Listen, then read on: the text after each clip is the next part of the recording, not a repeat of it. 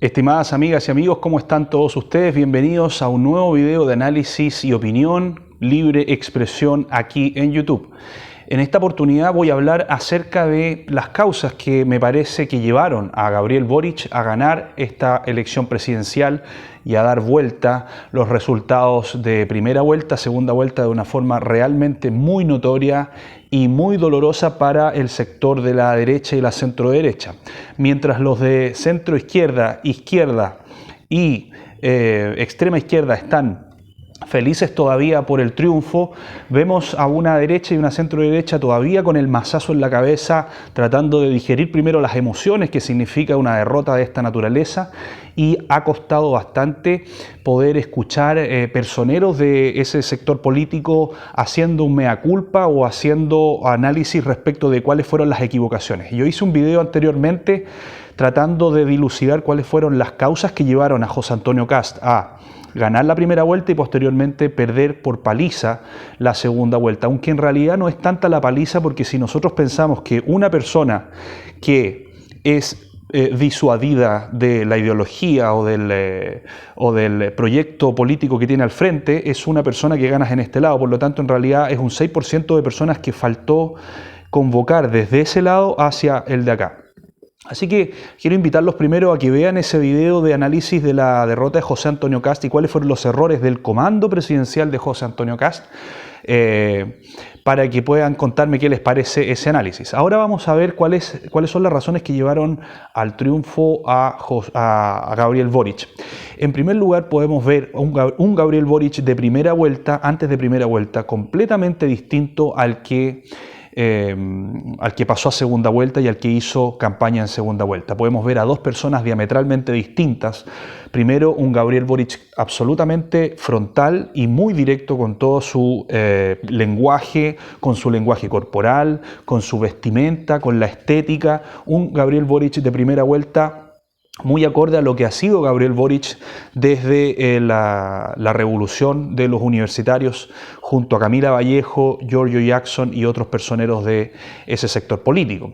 Por lo tanto, la voltereta que se dio, tanto en estilo estético como en estilo discursivo, como también en las propuestas, es realmente muy notorio. Me parece que, si bien José Antonio Kast también se moderó intentando cautivar al centro político, me parece que Gabriel Boric hizo un desmarque muchísimo más potente respecto de lo que fue un Gabriel Boric más duro, más de izquierda, de primera vuelta. Ese desmarque del Frente Amplio, ese desmarque del Partido Comunista fue realmente muy notorio. Comenzó a hablar del narcotráfico, en contra del narcotráfico, comenzó a hablar en contra de la migración irregular, cosa que jamás habíamos escuchado de Gabriel Boric. Comenzó a hablar acerca de la delincuencia, de los portonazos, de barrios más seguros, conceptos que jamás habíamos visto en un Gabriel Boric pre-primera vuelta. Eso como primera cosa. Podemos ver entonces que Gabriel Boric fue mucho más enfático en este acercamiento, en esta aproximación al centro político. Luego tenemos que señalar como segundo acierto muy potente de Gabriel Boric fue el reclutamiento de ciertos personajes que comenzaron a desplegarse por todo Chile, como la señorita o señora, no sé cuál es su estado civil, la señora o señorita Isquia Siches. Me parece que Isquia Siches fue un gran acierto de parte de Gabriel Boric, porque en cierta medida son como dos personas. Isquia Siches es como Gabriel Boric, pero en mujer.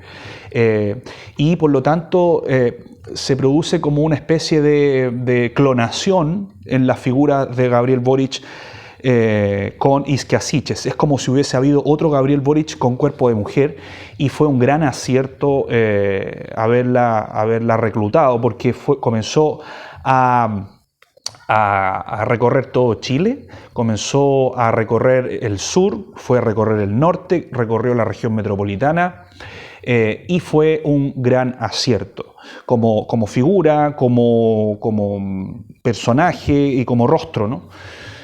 En tercer lugar, una estrategia correcta en la región metropolitana. La región metropolitana fue una región donde, digamos, Gabriel Boric sacó casi 1 millón de votos de diferencia con José Antonio Kast.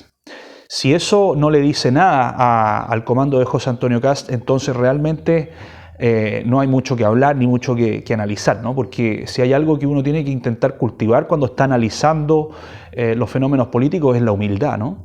Porque en la victoria es muy fácil, en la victoria estamos todos contentos y estamos todos felices, pero cuando toca perder cuesta más hacer un ejercicio de reflexión, cuesta más hacer un ejercicio de análisis y decir en qué cosas se equivocaron. En el caso de Gabriel Boric es evidente que hubo un despliegue en la región metropolitana y un discurso muy bien estructurado hacia los problemas de la región metropolitana. Y algunos me decían, en mis grupos de amigos en WhatsApp me decían, oye, pero ¿por qué hablas tanto de la región metropolitana si Santiago no es Chile? Bueno, yo me daban ganas de pegarle una bofetada y decirle, oye, pero eso es de la boca para afuera, nomás son las palabras bonitas. Finalmente Santiago es un lugar de 7 millones de habitantes y en esta región nos sacaron 1 millón de votos. Hablo como simpatizante y como parte del sector de la centroderecha. Yo en todos los videos que he estado comenzando a hacer hace poquito, yo no oculto cuál es mi posición política, pero eso no me niega la posibilidad de intentar hacer un análisis para aprender de los errores.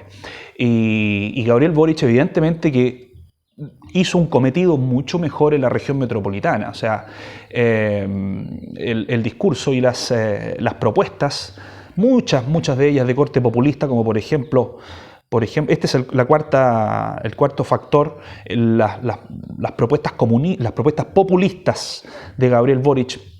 Hablemos algunas nomás. Trenes para todo Chile, hablando de recuperar la vía de trenes, porque Chile, digamos, como sería un palito de norte a sur, sería mucho más fácil recuperar los trenes para Chile. Una medida populista. Nunca se dijo cómo se iba a financiar. Recordemos que cada kilómetro lineal de tren, de estándares modernos, digamos, no de los trenes chatarras que trajo Ricardo Lagos con el señor Luis Ajenjo, vale 25 millones de dólares el kilómetro. ¿Okay? Ese es el costo, 25 millones de dólares cada kilómetro lineal de tren. En segundo lugar, tarifa de transporte doble cero, o sea, 0 emisiones y 0 tarifa.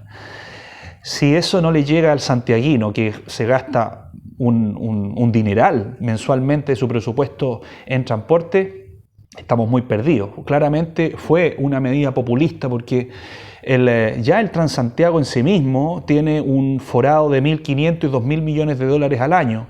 Imaginémonos lo que sería un transporte tarifa cero para todo Chile. Él dijo que iba a comenzar con unas ciudades piloto, con unas ciudades por aquí, por allá, pero en realidad es una medida populista. ¿Por qué el contribuyente de impuestos, por qué un pyme, por qué un chileno debería pagarle el transporte a otro chileno? A mí no me parece.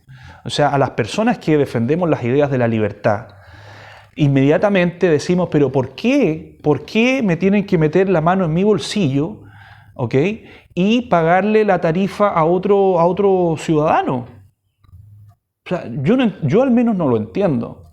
Y yo sé que las personas que tienen una sensibilidad de izquierda van a decir, bueno, pero es que estamos viviendo en una sociedad y la sociedad está obligada a ser solidaria. Pero la solidaridad no se hace a punta de pistola. Yo no tengo ningún deber de financiarle el transporte a otras personas.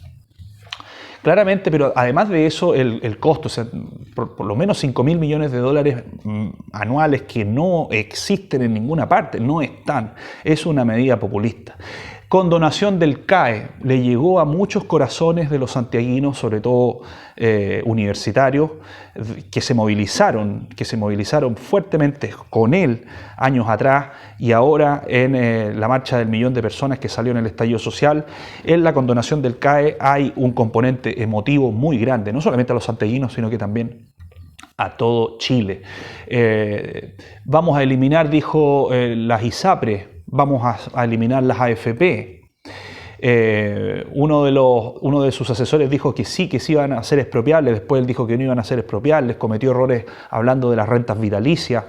Realmente una batería de medidas populistas que realmente José Antonio Kast no tenía cómo competir con los ofertones de todo gratis, ¿no? Le habló también a los pobladores, le habló también a las tomas, diciendo de que no iba a sacar a los pobladores de las tomas violentas, que iba a darles casa, y millones y millones y millones y miles de millones de dólares al aire. En la condonación del CAE solamente estamos hablando de 12.000 millones de dólares de condonación. ¿De dónde están? ¿De dónde van a salir esos miles de millones de dólares? El populismo, como de manual, digamos, no le importa eso. Al populismo de manual no le interesa de dónde va a salir el dinero, sino que lo único que le interesa es vomitar la propuesta populista y que haga efecto electoral. Entonces, en eso fue muy efectivo. Obviamente que José Antonio Kast en el segundo debate Anatel quedó muy, pero muy al debe en enrostrarle todos estos remates que hacía Gabriel Boric. No sé si recuerdan que en el debate Anatel, cosa que decía Kast, salía con un remate de frasecita a Gabriel Boric. Es como que le daban 5 segunditos al final después de cada cosa que decía Kast y la remataba Gabriel Boric. Entonces, todas estas cosas comenzaron a hacer un efecto electoral muy profundo y que finalmente deriva en la conquista de corazones muy superior en el caso de Boric, más que en el caso de José Antonio Kast, donde hubo errores también en la campaña. A pesar de los aciertos y los populismos en los que cayó Boric, a pesar de los errores estratégicos de campaña de José Antonio Kast, es importante señalar también que la paliza no fue lo que podría haber sido. Recordemos Bachelet-Matei, Bachelet-Matei, donde Matei sacó apenas un 37%. Y Bachelet un 65%. Eso sí que es una paliza, pero con todos los desaciertos de Kast y con todos los aciertos populistas de Boric, está ahí nomás un 6% de personas que hay que disuadir, que hay que persuadir para que entiendan y aprendan y comprendan las ideas de la libertad y las ideas que llevan a los países al progreso, países a los cuales queremos acercarnos, donde no pueden estar más alejados del comunismo, del entorno que rodea a Gabriel Boric, de la señora Vallejo, de la señorita Cariola, del señor Tellier, del señor Jadwe, todo el entorno que rodea a Gabriel Boric, donde son todos marxistas comunistas, ideólogos, ideologizados. Hay un video en donde yo hablo sobre cómo poder hablarle a un comunista sin alterarte, sin pelearte, si es un amigo tuyo, un amigo de la universidad, un amigo del colegio. Si tú eres un joven que estás en el colegio, que estás en la universidad, puedes ver ese video para aprender cómo hablarle a un amigo comunista, a un familiar comunista, y probablemente con mucha posibilidad sacarlo de su error ideológico, que proviene de un estado anímico de resentimiento, de un estado anímico emocional de odio, un estado anímico de resentimiento al capitalismo, resentimiento al empresario, resentimiento porque creen que hay una explotación que no existe. Y por lo tanto me parece que, como conclusión, Gabriel Boric en estos factores fue superior y evidentemente se tradujo en un resultado electoral. Y por último, un último factor, recordemos que esta situación cultural, esta culturización hacia la izquierda de nuestra juventud proviene de muy lejos. Recordemos que en el año 2000-2001 comenzaron los jóvenes a hacer ruido con las CIES y con el pase universitario, 20 años atrás, el pase universitario, el pase escolar y las CIES, después de la prueba de aptitud académica, fue el gran tema. Luego vino la revolución pingüina, 5 años después.